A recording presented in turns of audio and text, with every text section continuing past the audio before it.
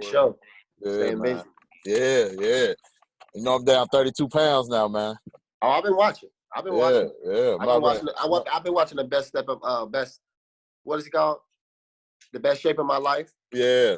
I'm about to start dunking on cats, bro. You getting dunked on, bro. Whenever they let you out. Whenever they let me out.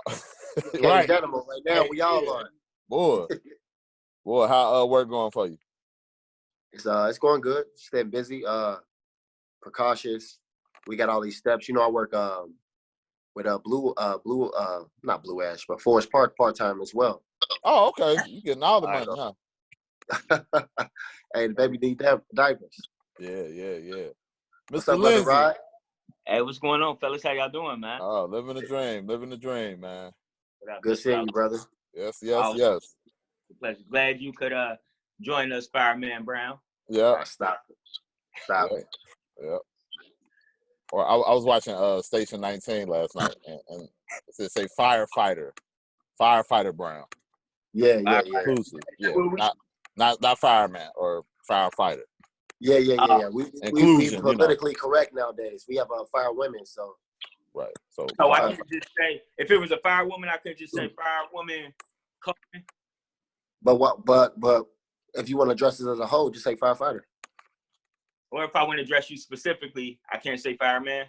Okay. But why not skip a step? Right. Why not skip a step? I just want to do whatever works for y'all. I just want to be specific, make you feel special. But hey, if firefighter make you feel good, I'm with you. Firefighter Brand. Okay, I can see which ride we channeling right now. The Black Panther ride. Certainly. I'm just we ain't talking about the activists. We talking about the superhero. Oh man, they one and the same, bro. Yeah. Okay. All right. Sounds good. You know, Shantae Lewis. Okay. She's listening in. Okay, what's going on? All right. There you go. How you doing, Raquel? What's up? Doing all right? Yeah. Good. So, Brother Brown and Brother Edwards, I'm gonna put y'all on mute for the time being. You know, all right. And, I'll if y'all have any questions, just throw a hand up and I'll unmute. Okay. All right, brother Lindsay, how we feeling this week? We're doing good, Mr. Stewart. How are you? Oh man, I can't call it, man. Before we get started, man, Governor DeWine has stated that he wants to open up Ohio beginning May 1st. And I'm going to unmute these guys to see if they want to chime in on this a little bit. But what's your thoughts about that? I don't agree with it. I think it's a recipe for disaster. I understand the motivation behind it in regards to small business suffering. But what I don't agree with is what I think we need to think a little bit more about is the risk that a lot of people will incur by going into some of these small businesses. I heard that it was a phasing in plan, so I was just interested into what businesses he planned to phase in. I know my mans could use a haircut and whatnot, so for sure I think that might be a good idea. Yeah, the barbershop after that. Yeah, we definitely need the barbershops, though. I mean, how long you was talking about me? Oh man. Nah, I mean, we all out here hurt. This is I don't know. You look pretty good, man. All he needs is water. Yeah. So, I can't say that I completely disagree with him. Mm-hmm. I think there needs to be phases that happen to it. But at some point, we're going to have to open up. But for people to say, no, May's too early, we're not scientists. We're not doctors. We're not any of those things, right? Mm-hmm. And he's working with the best. Dr. Amy Acton she's shown that she's a great leader. And, Ohio's been at the top of the chain as far as that. And, pretty cool. Hold on, let me 1 second. So let me chime in there. Go ahead. So, do we have an exact number of how many people were tested? Do we know how many people were tested as a whole? We do. As far as Ohio? We do, and I can get that information for you right this second. 1 moment. Coronavirus. Well, we don't need an exact number. Do we know a percentage of how many people were tested? Not a lot. I don't know that there's 30,000 people that's been tested yet. So we don't even know. So it could have been like maybe 5% of the people who've been tested. There's a very low percentage of people tested versus the number. There's about 11 million people in the state of Ohio, and yeah.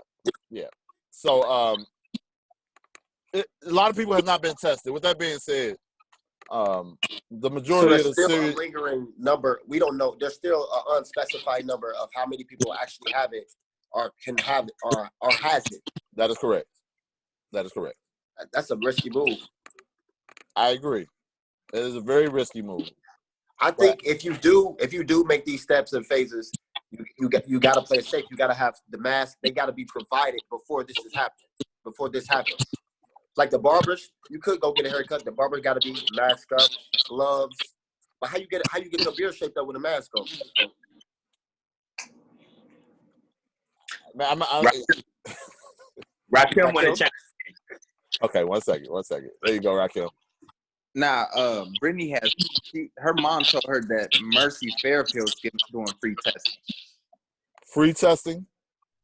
Yeah, that's what she said. In case y'all know anybody. You mean, yeah? So I don't think you have to. If you're showing symptoms, maybe it does go against your insurance or whatnot. I'm not 1,000% sure about that. It depends on the insurance company. Gotcha. I think most of them are waiving fees, but I know some of them may not. So, Gotcha. All right. So we're gonna jump into it. The discussion this week. Take it away, Brother Lindsay.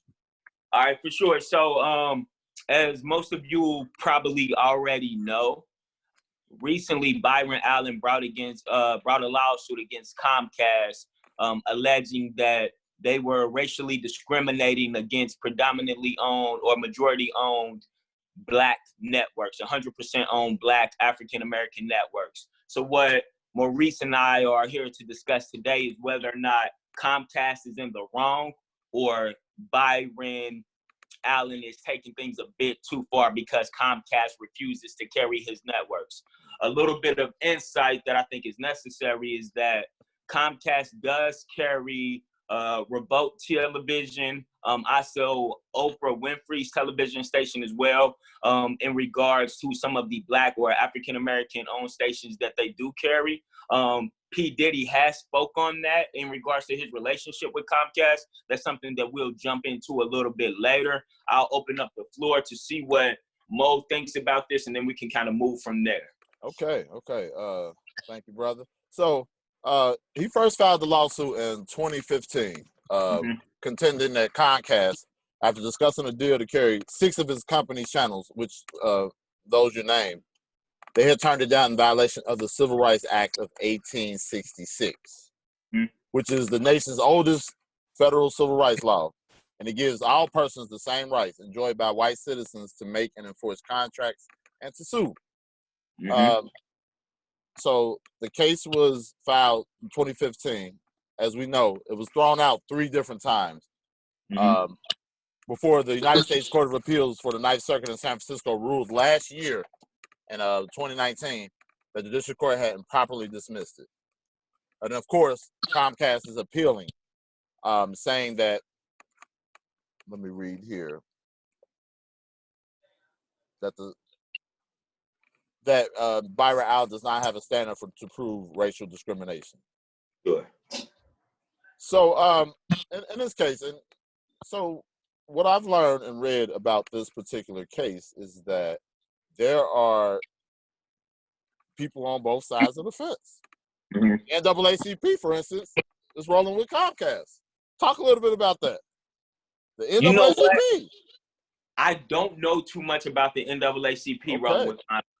Okay. I do know. I see what you're doing here. I do know about Al Sharpton rolling with Comcast. What I know also is Byron Allen has some strong accusations towards Al Sharpton. Said he's basically a puppet. Then he mentioned how AT&T spent more money on Al Sharpton's, I believe, his 70th birthday. Than they did in advertisements for Ebony magazine, which has over 1 million subscribers. Obviously, most of them minorities. I think he said that they only spent about $30,000 in advertisements with Ebony. What Byron Allen is alleging is basically there's a big piece of the pie. I believe he said over 11 billion is spent with cable networks annually. And African Americans see less than 3% of that. African American owned stations see less than 3% of that. Comcast is saying basically your television stations aren't that good. Hold on, to be specific, and this is according to the court document, they're citing of the reason Comcast is refusing to carry Byron Allen's networks are a lack of programming, bandwidth constraints, and preferences for programs not offered. So a lack of quality programming. They say his programming isn't that good. They don't have the bandwidth to carry them. And also they prefer just to carry other things than that from ESN. Mm-hmm. Comcast has the right to do that. Comcast are completely within their rights to not carry any station. And that's unfortunate, but that's just a fact. That's unless yes, if there's any kind of discrimination based on protected classes. And that's what the argument is here. Did he make this decision because this is black owned? That is the question, right? Mm-hmm. And that's what the courts, and what's going to happen is this is going to go down to a lower court, and we'll hear something this spring, but it's going to go down to a lower court, and they're going to decide, and the lower court is going to make a ruling on this. Might not be this year, obviously. So hold on, yeah. Is the Supreme Court's ruling not final? Does it go back to the lower Supreme Court? So recall I stated that they had threw it out. The lower courts were throwing it out. The Supreme Court said, no, there's a basis here to at least hear the case. So the lower court has to hear the case. They weren't even hearing the case. They were throwing it out. Okay.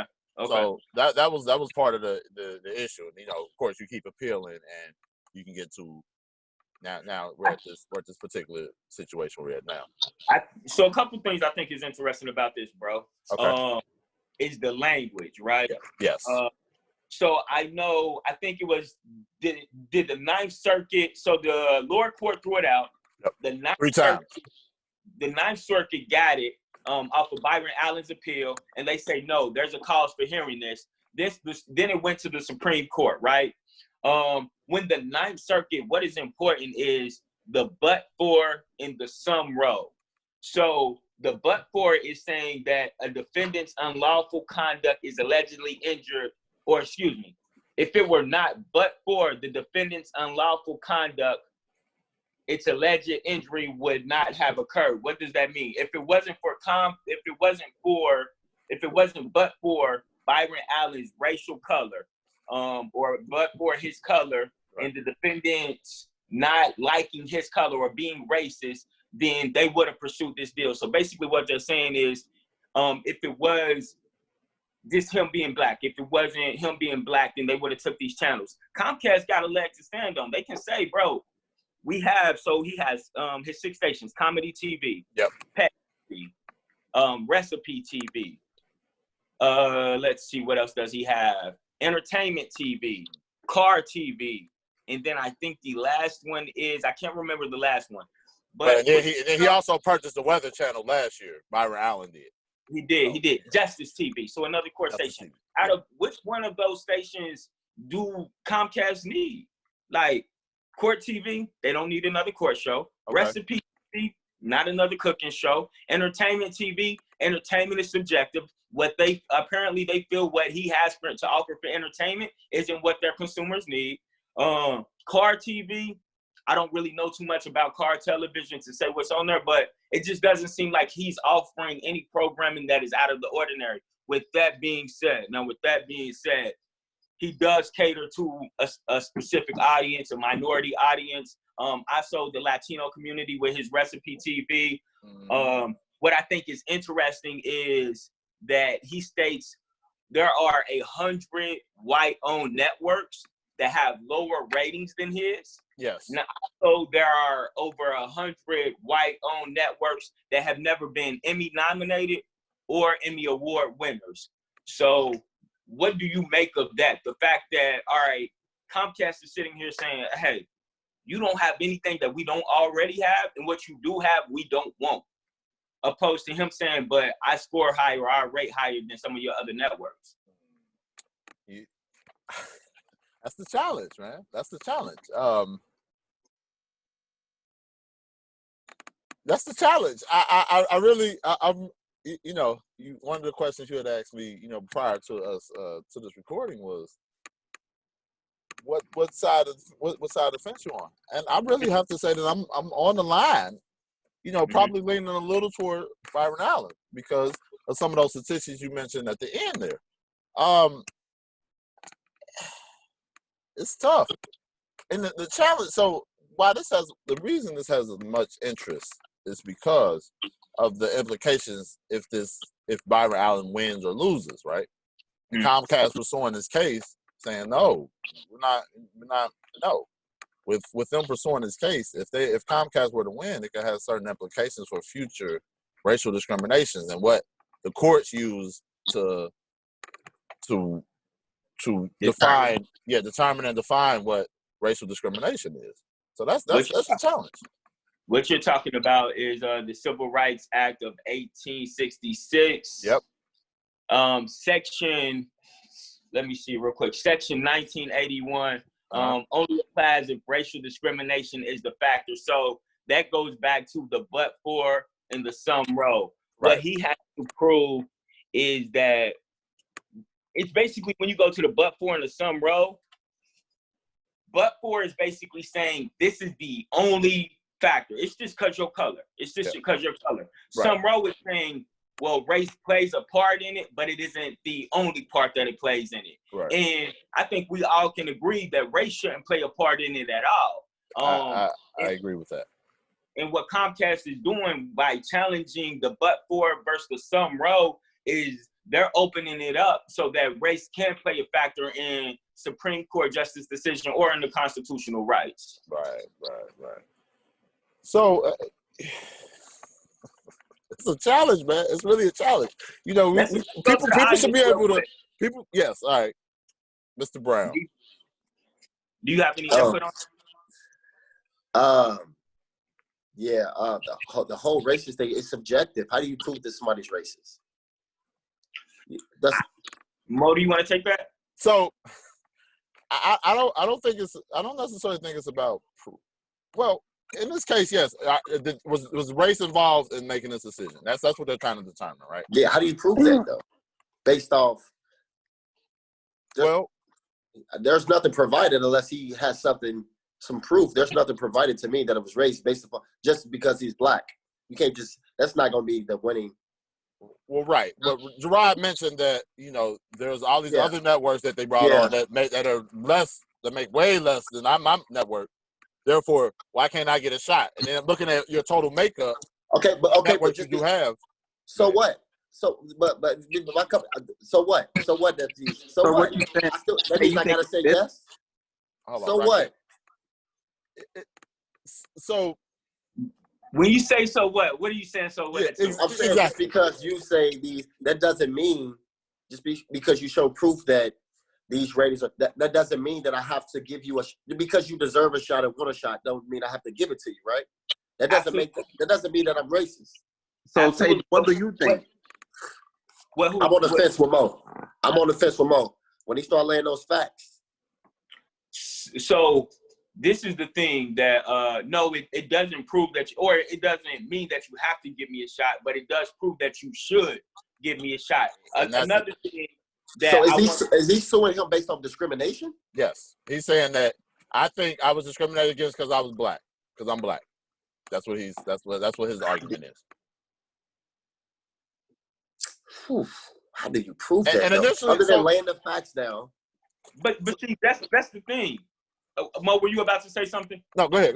Finish it. Go ahead. That's the thing. It's super subjective as you insinuated earlier. But if I'm laying the facts down, you have to give me an opportunity. What makes it even more mind-boggling is that they were at the table. They were at the bargaining table. That's the way saying that, all right, that's not enough money. Now that's where the conflict arises, right? It was a negotiation. Right. At the negotiation, he said, y'all not giving me enough money. And he walked away from the negotiation. So now Comcast can say, hey, well, we was offering you this. You didn't want what we had to offer. We don't have to sit here. He with burned himself with that one. And then, but then that's where Byron Allen begins to group in everyone else in regards to the minority-owned stations at Comcast, right? Exactly. Saying, One of hey, them. So he has an issue. So he has an issue based like similar to the Monique had with Netflix. yeah, that's a great point. That's a great point. Yes. Gotcha. I think the one, yeah. He said basically said his value is way worth more. For sure. Gotcha. Sure. And that, man, I don't personally know. Mo, you got something else? So yeah, so I'm gonna put y'all on mute real quick. So so Sean Puffy Combs, you mentioned Sean Combs initially, Yes.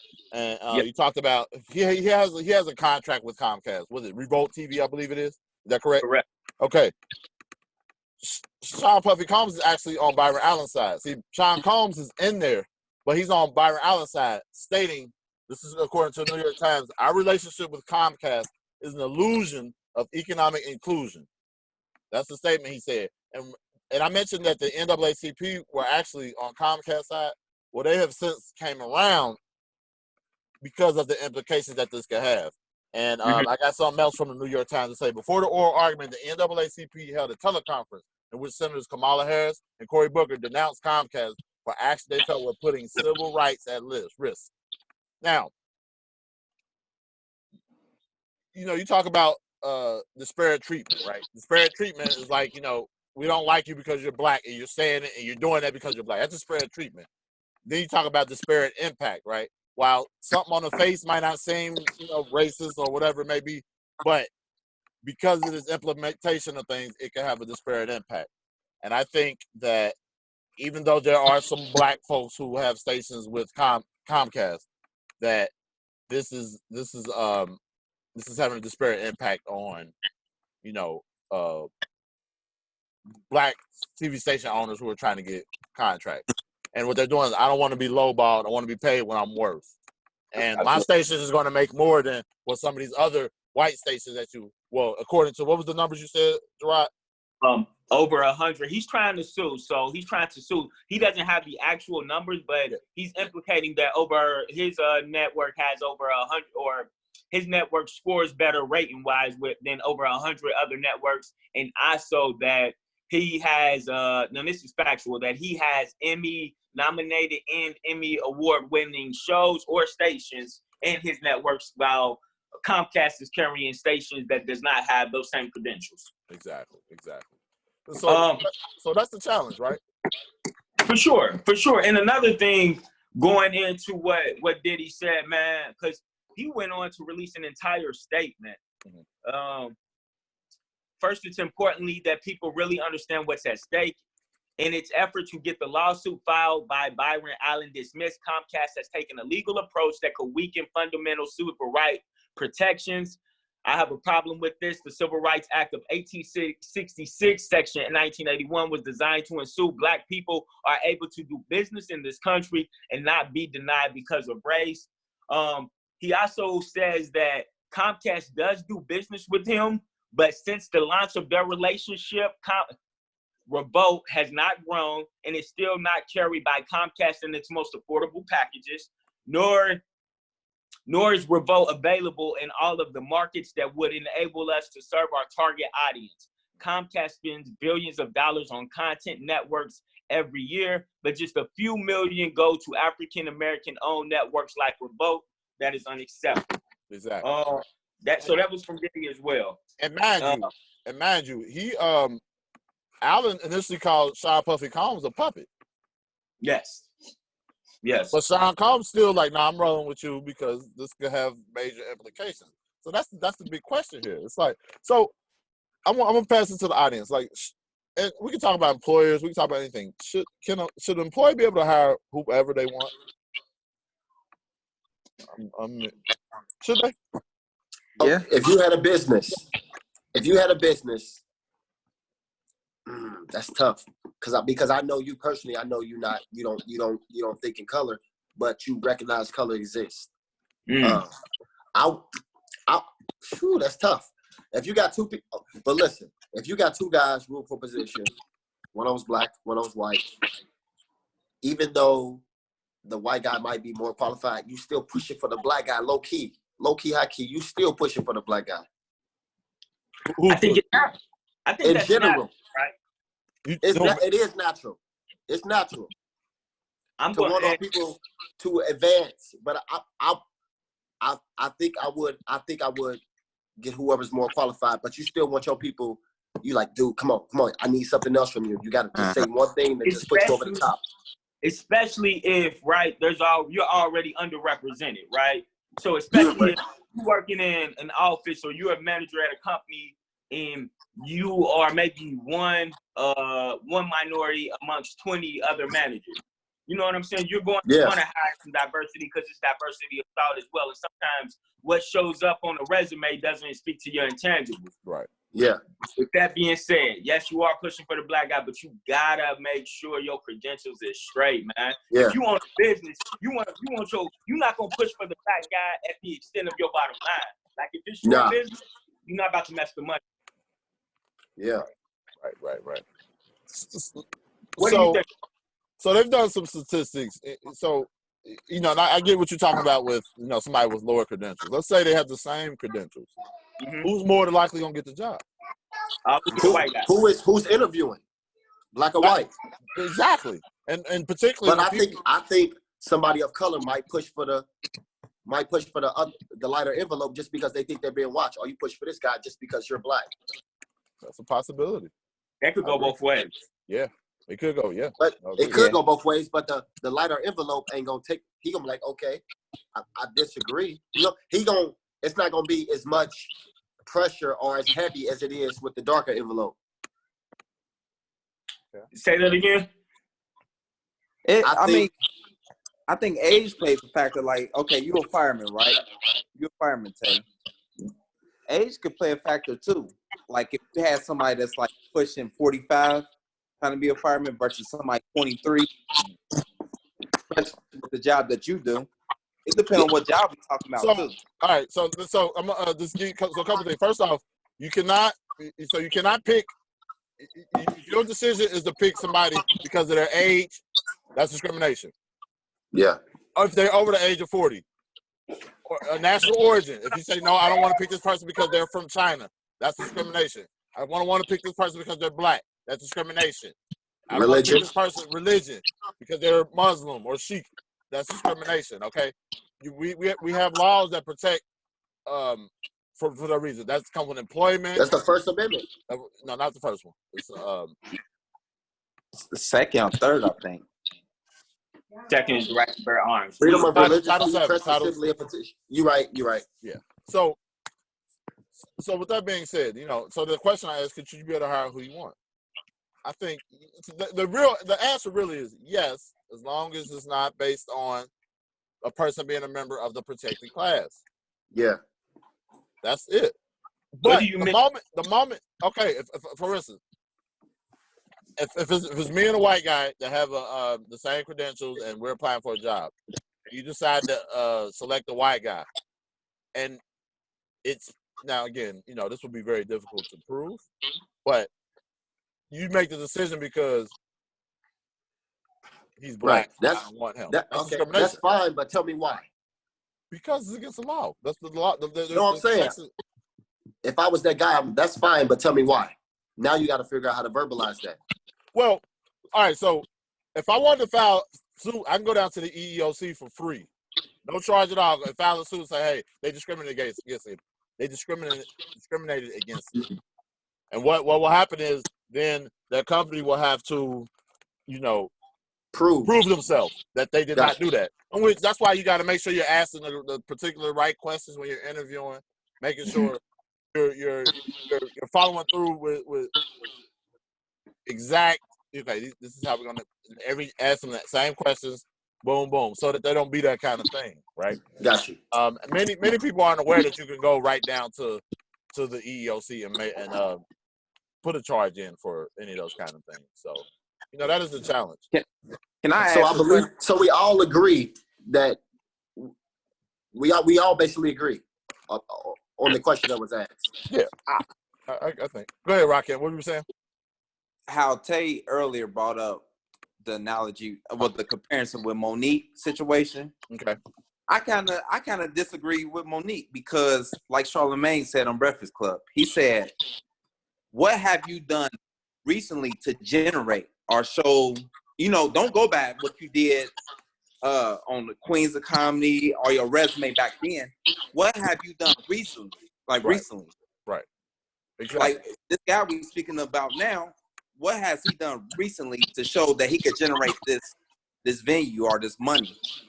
I think just the fact that he's suggesting that his ratings are better than 100 of the stations that you carry. That right there is saying that recently more people are watching my station than are watching yours. Also, he's speaking to the disparity of money spent with African American networks as well. So I don't want to just package his argument where it's Byron Allen versus Comcast, because essentially it actually became. Give me 1 second. So what they basically said to me.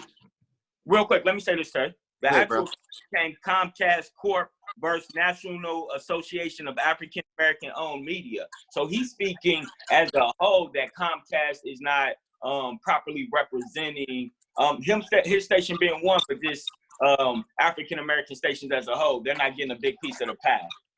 But to answer your question, the simple answer is he's saying that, hey, all right, I've done more than these 100 other stations that you're currently carrying.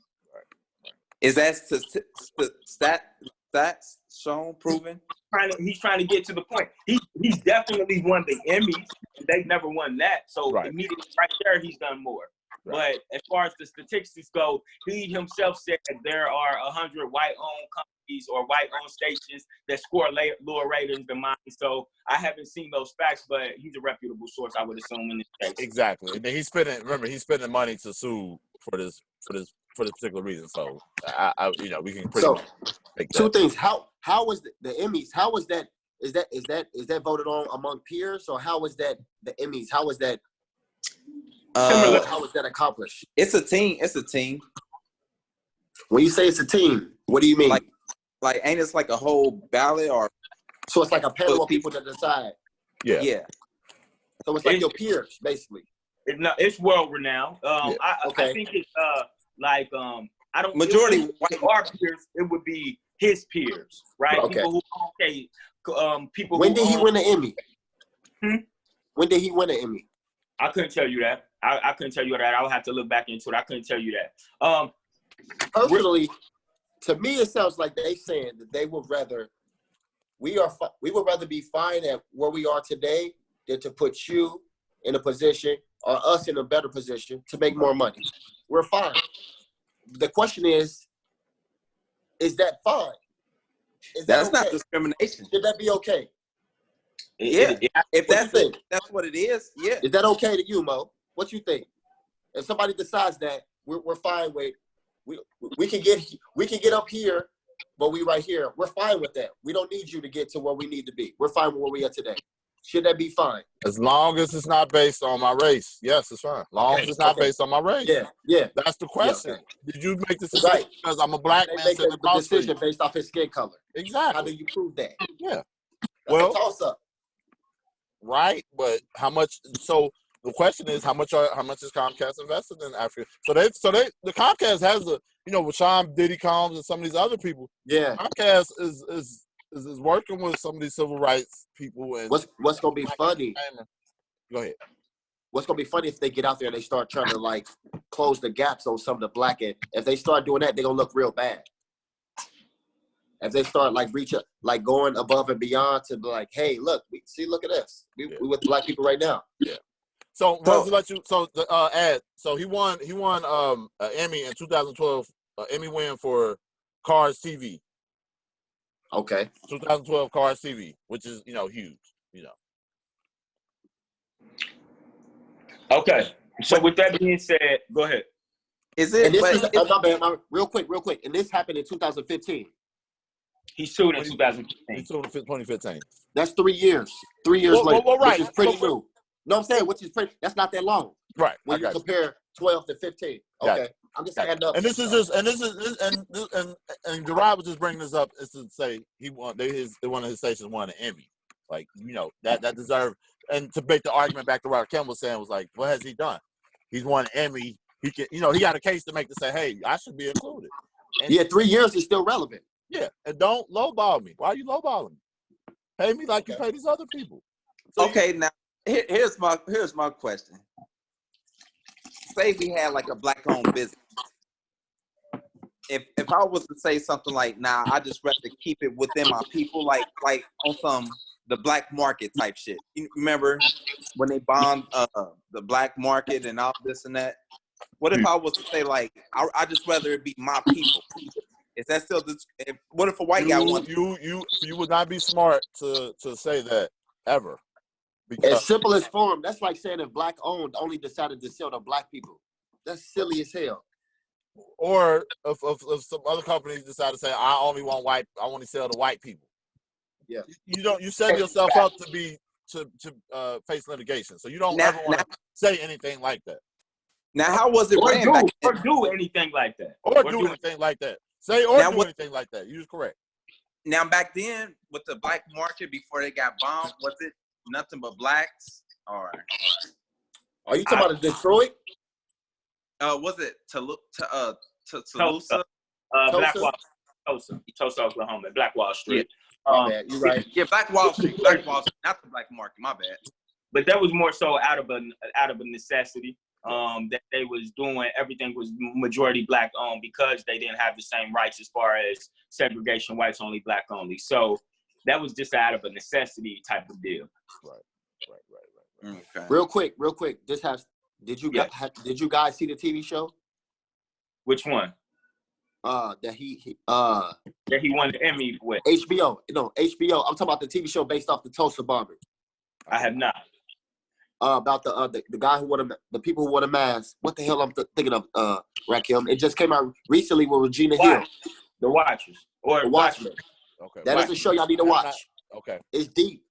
No, it's based off the origin of that. Don't be plugging HBO on here, bro. Right. Don't be plugging HBO. Hey, right. You're talking about, right. Come on, man. HBO don't get none of these dollars, bro. Right. Exactly. No. That show is the origin of the Tulsa. It breaks it down. A little fiction, a little nonfiction in there as well. With the co-star Regina Hall, black woman, Emmy Award winning, all that. That's a deep show. Y'all should watch it. Definitely. I'm just saying HBO need to start sending sponsorship dollars if they're gonna get plugged. Nevertheless. Shout out Disney, Black Panther.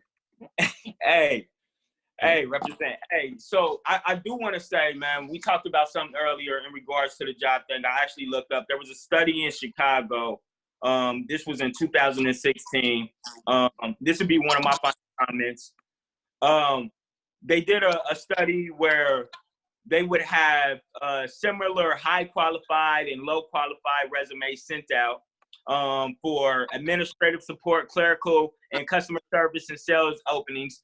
They will put very white sounding names such as Emily Wash, Greg Baker on applications, and very African American sounding names such as Lakeisha Washington, Jamal Jones on applications. The white names got 50% more callbacks than the black names, regardless of the industry or occupation. So that just kind of lets you know. And sometimes we have an affinity bias, something that we're comfortable with. We tend to do that way. I'm going to close out with saying this. For me, I lean towards Byron Allen in regards to the situation. I just think the lack of minority representation, especially in black-owned, especially in black media conglomerates, is astounding. And when you do have a black-owned media man who's willing to put his stations on your platform, I think you should take it just from a diversity perspective if that's what you're truly pushing. And then again, the numbers speak volumes. You're not giving a lot of money to these black-owned stations. Diddy said the only reason that Comcast brought Revolt on is simply because they had, it was part of their agreement to buy NBC in 2010. So I think those things speak volumes. And I think we all need to be aware and conscious of what's going on in regards to our civil rights. That's how I feel about this entire situation. Agreed. And Sean Diddy Combs stated that it was an illusion of inclusion, not There you actual go. inclusion. You know, and we have to do one of these on tokenism as well. You know, we'll talk a little more about what tokenism is and the effect it has in the workplace around the illusion of inclusion. So our time is almost up because Zoom only gives you 40 minutes.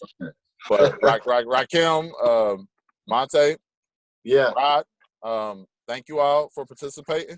Next Hey, week, I like this, man. yes sir, I like yes this. sir, yes sir. I like this. Next week though, we got a Listen, nice treat next week. Can we? Because you guys, you probably communicate amongst each other. Can y'all send us whatever the topic is? That way we can do our own research. Of course. That's Because perfect. honestly, before today, I didn't know. I have never heard of this. Got you. Mm-hmm. Got you. Me either. I haven't been watching TV. I've been playing Uno with my family every day. There you go. You know, ain't no wrong with that, player. Yeah. Yeah. I'm Skip the you best at and you. Uno. But look, Yeah. I got a nice treat. Next week we're gonna talk about Black mental health amid this pandemic.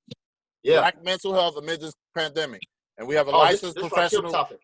We have a licensed professional counselor. What you say? Listen, y'all listen. We have a licensed professional counselor coming in next week. Her name's Courtney Carroll.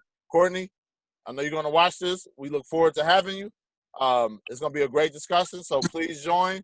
Please share. I'll send out the invitation. Thank you all. Any last comments from any of you all? Nah, I appreciate that. The mental health. Y'all be safe. Yeah. We know you got problems. All that good stuff. Hey, peace. Much love, y'all. Take it easy. Thank you all. Y'all be safe, brother. All right. It's on. Cash at me.